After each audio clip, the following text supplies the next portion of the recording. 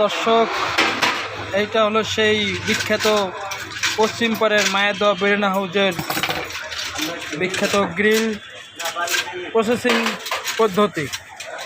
এখানে প্রতিটা মুরগিকে মশলা দিয়ে আপনার প্রসেসিং করা হয়েছে এবং এগুলো খাইতে অনেক সুন্দর, অনেক স্বাদ।